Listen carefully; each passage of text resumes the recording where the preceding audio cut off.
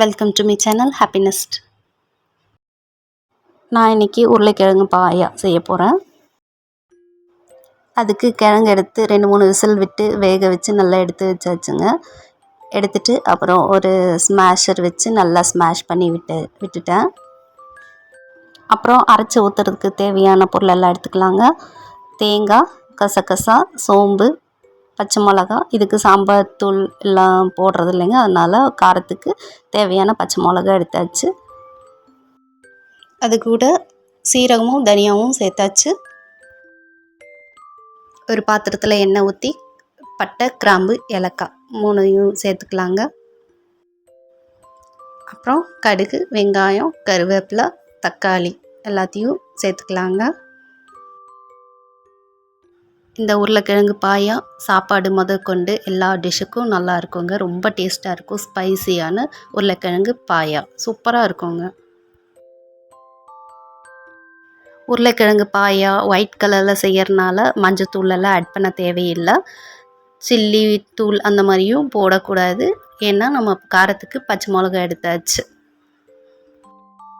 கரம் மசாலாவும் போட தேவையில்லை. வெங்காயம், தக்காளி எல்லாம் நல்லா வதங்கினதுக்கப்புறம் அரைச்சி வச்சுருக்கிற பேஸ்ட்டை ஊற்றிக்கலாங்க. நான் இஞ்சி பூண்டு பேஸ்ட் பண்ணி வச்சுருக்கறனால அது ஒரு ஸ்பூன் போட்டிருக்குறேங்க. இஞ்சி பூண்டு பேஸ்ட் இல்லைன்னா தேங்காய் கூட அரைக்கும்போது இஞ்சியும் பூண்டும் சேர்த்து அரைச்சிக்கலாங்க. அரைச்சி ஊற்றின தேங்காய் தண்ணி லைட்டாக கொதி வந்ததும் வேக வச்சு எடுத்து வச்சுருக்கிற ஸ்மாஷ் பண்ணி வச்சுருக்கிற உருளைக்கிழங்க சேர்த்துக்கலாங்க. அது கூட எல்லாத்தையும் சேர்த்துட்டு தேவையான உப்பு போட்டுக்கலாங்க. தேவையான அளவு தண்ணி ஊற்றிக்கலாங்க. இந்த பாயாவுக்கு கெட்டியாகவும் இருக்காமல் தண்ணியாகவும் இருக்காமல் கொஞ்சம் அளவான தண்ணி, லைட்டான கெட்டித்தனம் இருக்கணும்.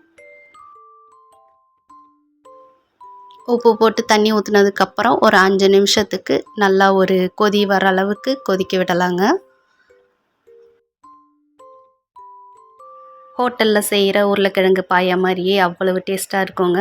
வேணும்னா நீங்களே ஒரு தடவை செஞ்சு பார்த்துட்டு டேஸ்ட் பண்ணி பாருங்கள். ஹோட்டல் ஸ்டைலில் அதே டேஸ்ட்டில் இருக்கா இல்லையா அப்படிங்கிறத நீங்களே செஞ்சு பார்த்துட்டு கமெண்ட்டில் சொல்லுங்கள். நான் இன்றைக்கி இந்த உருளைக்கிழங்கு பாயாவோட சேர்த்து சாப்பிட்றதுக்கு சப்பாத்தி தாங்க பண்ணியிருக்கிறேன்.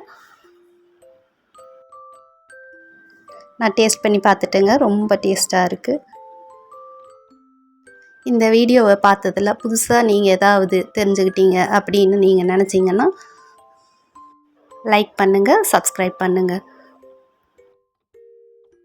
தேங்க்ஸ் ஃபார் வாட்சிங்.